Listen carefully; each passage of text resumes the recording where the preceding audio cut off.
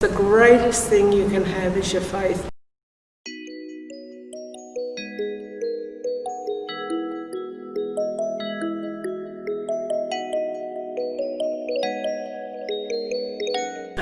As a little girl, I lived in Balmain Roselle area, and my mum, who later converted to Catholicism, had this photo of this beautiful lady hanging up in her bedroom. She knew she was a holy lady, but she didn't know who she was. And she used to say to me, if we had a pending problem with the family, go and say a prayer to the lady. I didn't know if it was Our Lady or if it was a saint. I didn't know who she was.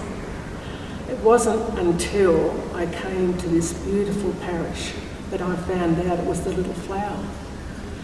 And this now hangs up in my bedroom in honour of my mum and also the Little Flower. This is the most known photo of her. And so out of this parish have come lifelong friends.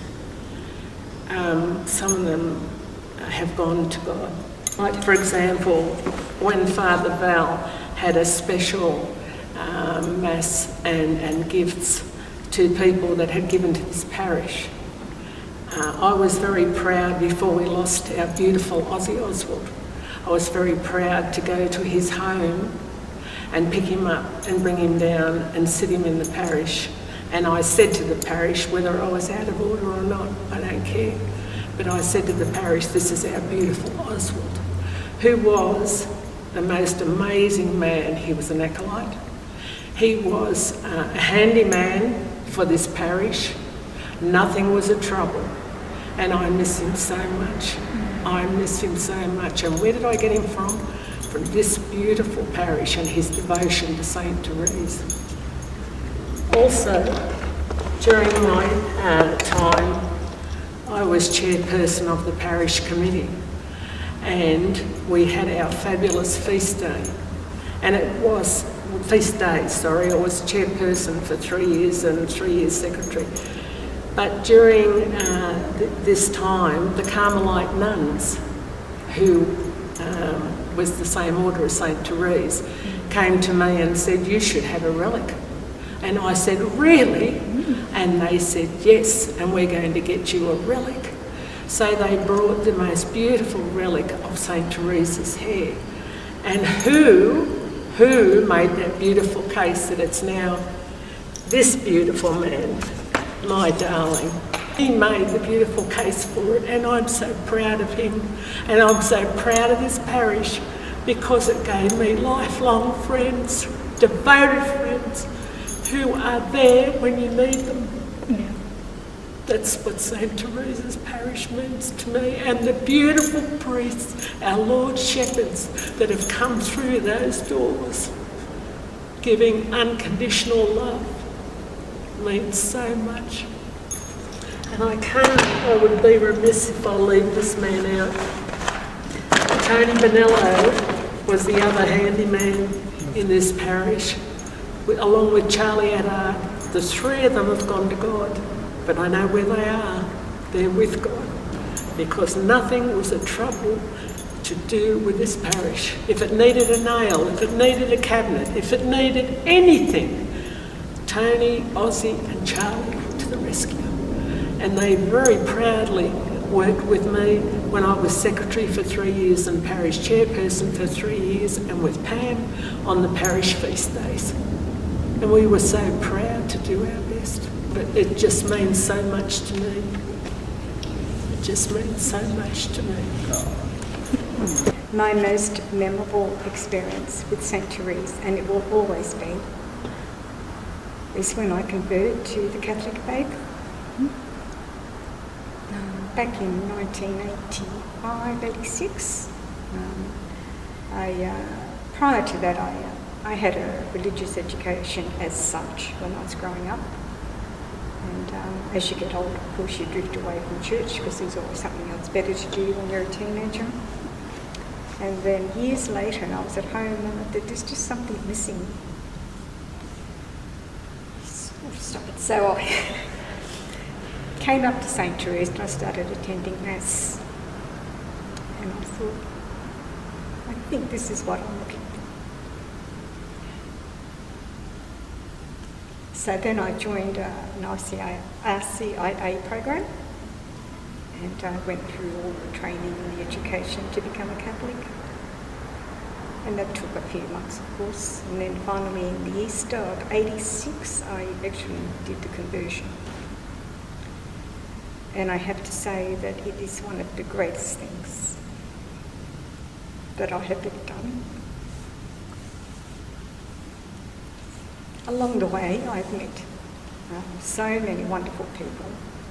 In the program, there were so many supporters and so much encouragement. And people really cared that what I was doing. And I got a lot out of that. And ever since then, I've tried to do as much as I can for the church, for the priests, and anything that I can do to help, and also help others that could be have questions about their faith, maybe struggling with it a little bit. And I've struggled at times, but I've always managed to talk to people and get over those problems. So my greatest experience, of course, is being part of the St. Therese Parish, being involved with all the multicultural communities that we have, the feast day celebrations where we all come together as one. That's my memories, best memories of St. Therese.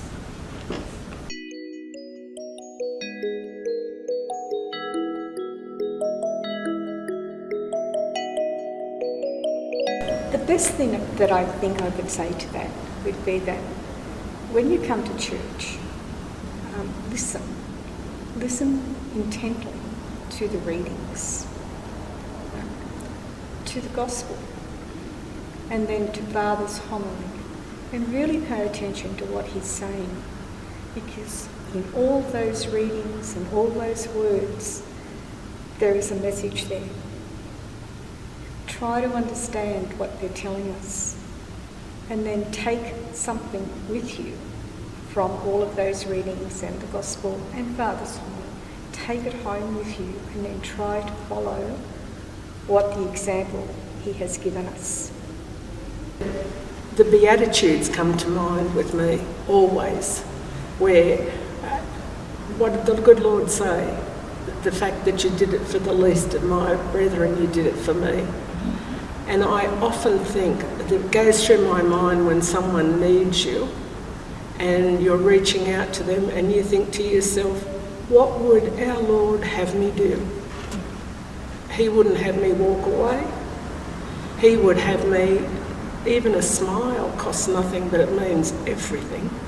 Reaching out to help them in every way. The Beatitudes that goes through my heart all the time. You know, when he said you were hungry, someone was hungry, but you gave them. You could be feeding our Lord. Our Lord could be watching you. What does he also say? When two or more are gathered, I am here. So he's watching. So you think to yourself, Lord, I don't want to let you down.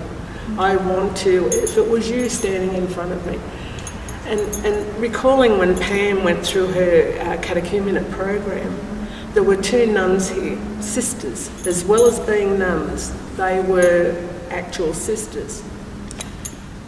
And the youngest one was running the program, Sister Patricia, and she actually said, and it absolutely got to my heart, when she said, if our Lord was in front of you walking up a hill, you're walking up behind him. And he is aware that you're following him. And he turns around and he says, what do you want? What would you say? Naturally it would be, Lord, that I'm pleasing you, that I'm doing everything you want me to be. You want me to be a good Christian. You want me to help the people that need. And that's what goes through my mind. We can't ever turn away people in need, or people asking a question, or people wanting to know something, because we believe in Judgment Day. And what happens when the good Lord says, they asked you a valid question and you didn't answer them, or they needed you and you turned them away.